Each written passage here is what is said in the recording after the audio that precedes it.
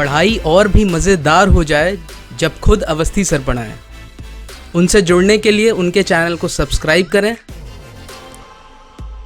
और bell icon को दबाएं उनके लेक्चर्स को सबसे पहले देखने के लिए।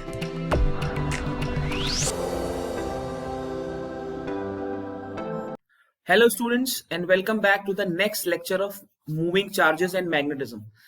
प्रीवियस दो लेक्चर्स में बच्चों हम लोगों ने सोलोनॉइड की वजह से मैग्नेटिक फील्ड पढ़ी थी और फोर्स के बारे में पढ़ा था कि how much force acts on a charged particle in a magnetic field. आज के लेक्चर में we strictly be focusing on the motion of a charged particle in magnetic field. मतलब जब कोई मूविंग चार्ज किसी मैग्नेटिक फील्ड में enter करता है then how does the charge particle behave. Obviously किसी चार्ज पार्टिकल पर अगर बच्चों फोर्स लगेगा तो there might be a change in the direction of motion. In fact magnetism में तो हमने देखा प्रीवियस ही लेक्चर में कि magnetic force tends to change the direction of the velocity. अब इस डायरेक्शन ऑफ वेलोसिटी का चेंज कैसा इफेक्ट डालेगा यही हमें बच्चों इस लेक्चर में पढ़ना है। By the end of the lecture you will be able to understand the trajectory of a moving charged particle in a uniform magnetic field. First thing first that हम जो भी पढ़ेंगे वो सिर्फ और सिर्फ यूनिफॉर्म मैग्नेटिक फील्ड के लिए पढ़ेंगे। हमारे सिलेबस में नॉन यूनिफॉर्म मैग्नेटिक फील्ड नहीं है। क्लियर? चलिए अब इस पूरे कॉन्सेप्ट को डिस्कस करने के लिए हम दो केसेस पढ़ेंगे। केस वन में बच्चों हम ये अज्यूम कर रहे हैं कि मेरा जो चार्ज्ड पार्टिकल है वो मैग्नेटिक फील्ड के पैरेलल एंटर कर रहा है। मतलब अगर मेरी मैग्नेटिक फील्ड ऐसी है, for example this is my magnetic field, this is B, तो मेरा जो चार्ज्ड पार्टिकल है वो ऐसे मैग्नेटिक फील्ड में एंटर कर रहा है विद अ वेलोसिटी v। अब प्रीवियस लेक्चर में ही बच्चों हम लोगों ने पढ़ा था F is equal to q v B sine theta. अब सिंस मेरा चार्ज्ड पार्टिकल पैरेलल एंटर कर रहा है तो थीटा इज 0 डिग्री। अब सिंस थीटा इज 0 डिग्री तो F is equal to 0। That means अगर कोई चार्ज पार्टिकल किसी मैग्नेटिक फील्ड में पैरेलल एंटर करेगा कांस्टेंट वेलोसिटी से, ध्यान रखेंगे बच्चों दूसरा कंस्ट्रेंट है वेलोसिटी इज कांस्टेंट। ये दोनों चीजें हमें ध्यान रखनी है। Magnetic field is uniform and the velocity is constant. If these two constraints are followed, then the force acting on the on the moving charge which entered the magnetic field in a parallel direction is always 0. Since the force is 0, the particle will pass undeflected. मतलब particle में कोई deflection नहीं होगा, जैसे particle आ रहा था वैसे ही magnetic field को क्रॉस कर जाएगा। क्लियर है? आई होप इसमें कोई प्रॉब्लम नहीं है। चलिए केस 2 देखते हैं। केस 2 अब यहां पर ध्यान से देखेंगे। केस 2 में हमने क्या माना है, सबसे पहले हम एक मैग्नेटिक फील्ड कंसिडर कर रहे हैं। भाई केस 2 में ऑब्वियसली मुझे पैरेलल नहीं कंसिडर करना, तो let us consider that the charge particle enters the magnetic field perpendicularly. तो हम यहां पर अज्यूम करेंगे the charge particle is entering perpendicularly. अब कंस्ट्रेंट क्या है ध्यान से देखेंगे। सबसे पहले बच्चों हमने एक मैग्नेटिक फील्ड अज्यूम कर ली। Magnetic field is since cross बनाया है तो इट इज एक्टिंग डाउनवर्ड्स। ये सभी लोग जानते हैं। मैग्नेटिक फील्ड आप जिस भी स्क्रीन पर वीडियो देख रहे हो, चाहे आपका मोबाइल हो, चाहे आपका टैबलेट हो, चाहे आप स्मार्ट टीवी पे देख रहे हो, मैग्नेटिक फील्ड आपके स्क्रीन के अंदर है। क्लियर? मैग्नेटिक फील्ड आपके स्क्रीन के अंदर है। और मेरा जो चार्ज्ड पार्टिकल है बच्चों, my charged particle has entered this way. ऐसे मेरा चार्ज्ड पार्टिकल एंटर हो रहा है। क्लियर?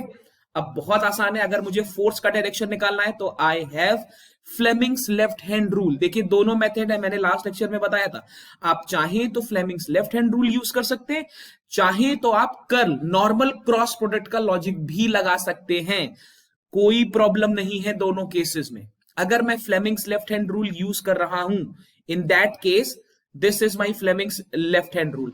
मेरा इंडेक्स फिंगर मैग्नेटिक फील्ड के डायरेक्शन में होगा, मेरा middle finger will be in the direction of the velocity of the charge particles. दूसरी चीज ध्यान रखना है कि मैंने अभी पॉजिटिव चार्ज के लिए ही डिस्कस करना है। ये सभी डिस्कशंस स्ट्रिक्टली पॉजिटिव चार्ज के लिए हो रहे हैं। ठीक है ना? तो चलिए चेक करते हैं। वीडियो में देखिए मैंने इंडेक्स फिंगर को स्क्रीन के अंदर किया और अपनी मिडिल फिंगर को वी की डायरेक्शन में किया, तो मैं क्या देखता हूं, मेरे थंब पर फोर्स ऊपर लग रहा है। ठीक है ना। दैट मीन्स चार्ज पार्टिकल जो यहां पर एंटर कर रहा है, इस पर फोर्स ऊपर लगेगा। अगर फोर्स ऊपर लगेगा तो मेरा चार्ज पार्टिकल ऊपर की तरफ जाएगा। जब मेरा चार्ज पार्टिकल ऊपर की तरफ गया और मान लेता हूं यहां पर आ गया, इस केस में again this is the condition.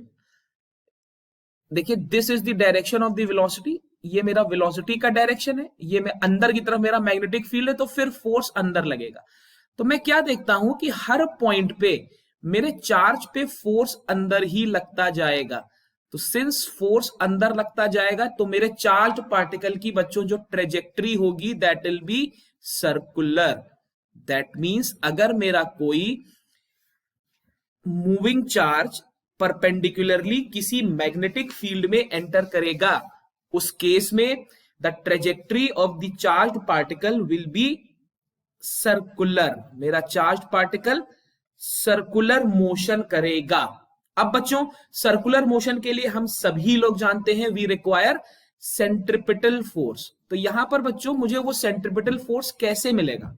Obviously class 11 पे हम देख चुके हैं, सिस्टम का ही कोई फोर्स मुझे सेंट्रिपिटल फोर्स बना के देता है, कहीं अलग से ये फोर्स कभी नहीं आता। तो यहां पर मेरा F is equal to q v B sine theta, यही मैग्नेटिक फोर्स मुझे इलेक्ट्रोस्टैटिक सेंट्रिपिटल फोर्स बना के देगा। अब थीटा तो 90 डिग्री है क्योंकि मैंने चार्ज पार्टिकल को 90 डिग्री पर एंटर कराया, तो मेरा F कितना आ जाएगा बच्चों? F आ जाएगा क्यू वी बी। तो काइनेमेटिक्स क्या कहता है? Q v B will be equal to m v square upon r. Right, clear है? यहां से देखिए, v से v गेट्स कैंसिल्ड, तो this will be q B is equal to m v upon r. तो यहां से मुझे पहला फॉर्मूला मिला, the velocity of a charged particle moving with moving in a uniform magnetic field is given as q B are upon m. Clear है बच्चों? The velocity will be q B are upon m. Right, यहां से मैं radius भी निकाल सकता हूं, radius will be m v upon q B. तो देखिए मुझे दो फॉर्मूले मिल गए। पहला फॉर्मूला मुझे मिल गया velocity of the charge particle का, दूसरा फॉर्मूला मुझे मिल गया the radius of the charge particle.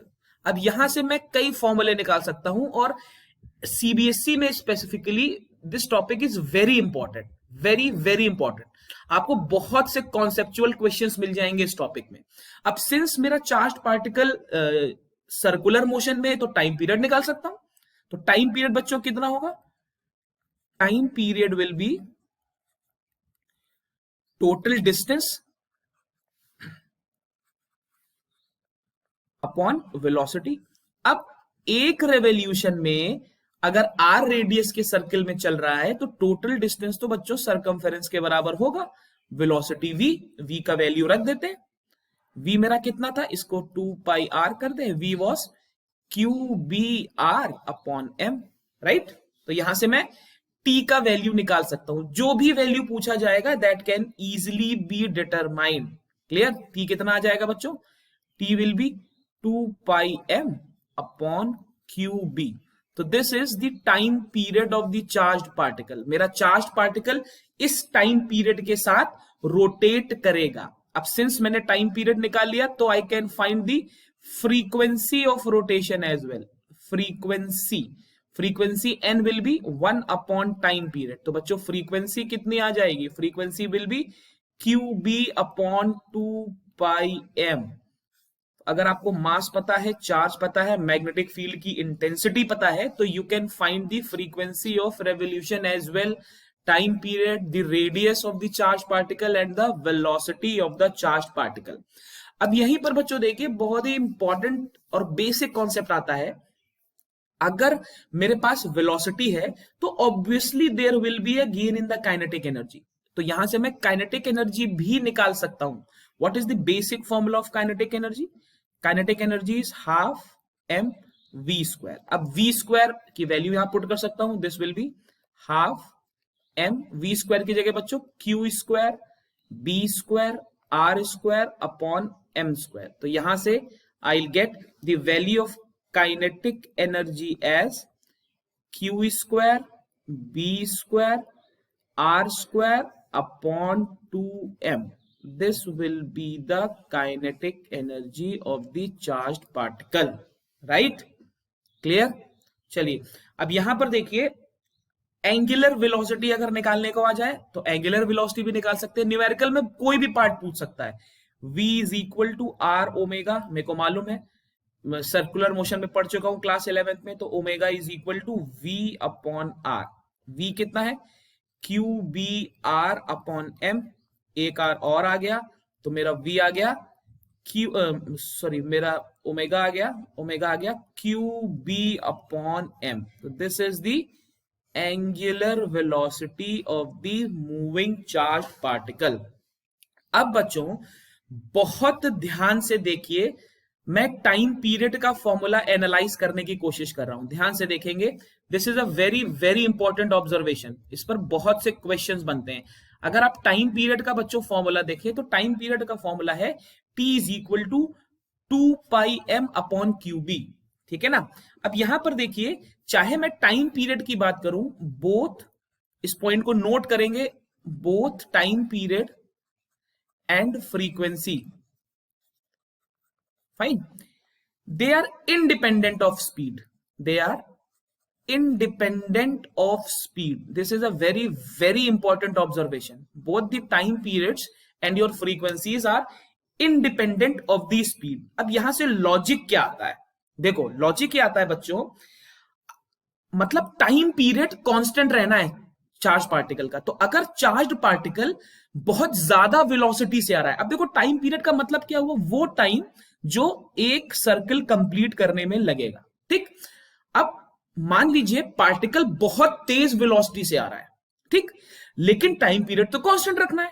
मतलब अगर कोई गाड़ी बहुत तेज चल रही है स्टेशन ए से स्टेशन बी के बीच में, ठीक, लेकिन मुझे ये फिक्स है कि मुझे 2 ही घंटे में ए से बी पहुंचना है, तो अगर मैं बहुत तेज चल रहा हूं तो मैं सीधे थोड़ी जाऊंगा, मैं घूम घूम के जाऊंगा, क्योंकि मुझे लगाना तो 1 ही घंटा है भाई। अगर आगरा एक्सप्रेसवे को क्रॉस करने का टाइम लिमिट है 3 घंटा, 3 घंटे से पहले आप क्रॉस करोगे तो यू विल बी पेनलाइज्ड। तो क्या आप या तो रुकोगे या तो घूम, अब आगरा एक्सप्रेसवे पे तो घूम नहीं सकते, वो तो स्ट्रेट लाइन है, तो क्या करते हो, रुकते हो।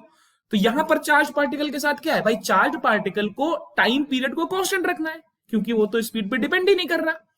तो अगर बॉडी बहुत तेज चल रही है तो वो बड़ा सर्किल लेकर अपने डेस्टिनेशन पर पहुंचेगी, अगर बॉडी धीरे चल रही है तो वो छोटे से सर्किल से पहुंच जाएगी, लेकिन टाइम पीरियड सेम रखेगी। मतलब अगर मैं ऐसे 2 सर्किल बना दूं और आपसे बोलूं this is V2 and this is V1, तो आप देख रहे हो, सिंस मुझे T1 is equal to T2 करना है, तो आप देखिए V2 is greater than V1 के लिए जिसकी वेलोसिटी बड़ी थी उसने ज्यादा रेडियस का रास्ता कवर किया, क्लियर है। जिसकी वेलोसिटी छोटी थी बच्चों, उसने छोटे रेडियस का रास्ता कवर किया, फाइन। अब एक और, इस पे बहुत से कॉन्सेप्चुअल क्वेश्चंस बनते हैं। अब एक और बहुत ही लॉजिकल क्वेश्चन देखिए, रेडियस का फॉर्मूला था R is equal to m v upon q B, ठीक। अब ध्यान से देखो, अगर B का वैल्यू इंक्रीज करेगा, if the value of B increases, तो V must also increase, we must also increase, क्यों? To keep R constant. अगर मुझे रेडियस को फिक्स रखना है और मेरी मैग्नेटिक फील्ड की इंटेंसिटी बढ़ गई तो वेलोसिटी भी मुझे बढ़ानी पड़ेगी। ध्यान रखिएगा, इस पर क्वेश्चन लास्ट ईयर ही पूछा गया था, आपकी बुक में हालांकि लिखा हुआ है बट उतना डिटेल में या उतना हाईलाइट करके नहीं लिखा है। ध्यान रखेंगे, अगर मैग्नेटिक फील्ड की इंटेंसिटी बढ़ाऊंगा तो वेलोसिटी को भी बढ़ाना पड़ेगा, अगर मुझे रेडियस को कांस्टेंट रखना है, क्लियर है। चलो अब एक चीज और देखिए, ये जो सभी चीजें हमने डिस्कस की हैं, इस पर हमारा कंस्ट्रेंट क्या था कि चार्ज पार्टिकल पॉजिटिव है, मतलब प्लस क्यू चार्ज पार्टिकल है, तो कोई प्रॉब्लम नहीं है। प्लस क्यू चार्ज पार्टिकल में आपका जो सर्किल था वो एंटी क्लॉकवाइज बना है, एंटी क्लॉकवाइज, इस पर भी क्वेश्चन पूछा जाता है। अगर यही माइनस क्यू चार्ज पार्टिकल हो जाएगा, अब भी सर्कुलर मोशन ही होगा बच्चों, लेकिन अब की बार सर्कल क्लॉकवाइज बनेगा। ये सभी क्वेश्चंस कॉन्सेप्चुअल में दिए हैं, मतलब जो मेरा चार्ज पार्टिकल ऐसे मूव किया था सर्किल में, अब की बार ऐसे मूव करेगा, बाकी सब कुछ सेम रहेगा। क्लियर है ना? आई होप लॉजिक क्लियर है। चलिए दूसरा कंस्ट्रेंट देखते हैं, क्या हो अगर मेरा चार्ज्ड पार्टिकल 90 डिग्री पे ना एंटर करे। देखो पैरेलल एंटर करेगा तो क्या होगा मैंने देख लिया, 90 डिग्री पे एंटर करेगा तो क्या होगा मैंने देख लिया। अब मैं देखता हूं क्या हो अगर मेरा चार्ज पार्टिकल किसी एंगल थीटा पर एंटर करे। चलिए बच्चों यहां पर this is my charge particle Q and this charge particle is entering in the magnetic field at an angle theta. अब यहां पर देखिए इसकी वेलोसिटी के दो कंपोनेंट किए जा सकते हैं, this can be your v cos theta and this can be बच्चों योर v sin थीटा। अब आप देख रहे हो एक ही चार्ज पार्टिकल पर वेलोसिटी के दो कंपोनेंट एक्ट कर रहे हैं, एक v cos थीटा एक v sin थीटा। अब v sin थीटा क्या करेगा, v sin theta will tend to move the particle in a linear direction. v sin theta particle को लीनियर मोशन के लिए फोर्स करेगा एंड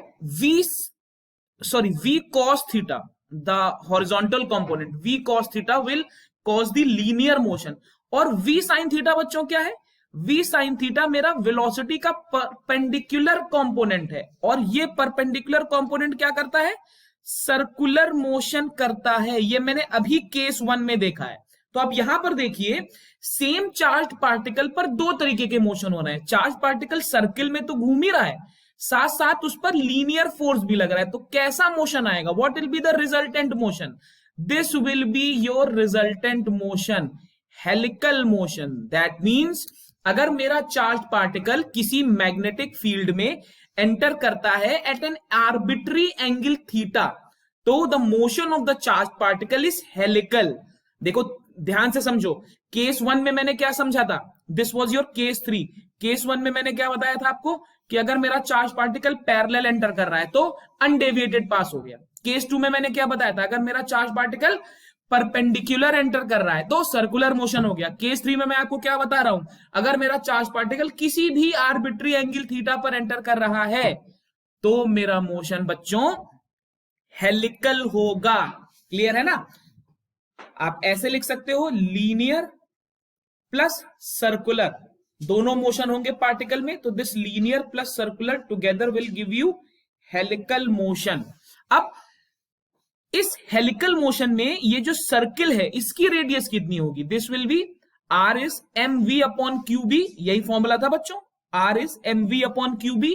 बट वेलोसिटी का कौन सा कंपोनेंट सर्कुलर मोशन कॉज कर रहा है, परपेंडिकुलर कंपोनेंट, तो मैं लिखूंगा mv perpendicular. And what is the perpendicular component of the velocity, it is v sin theta upon qb।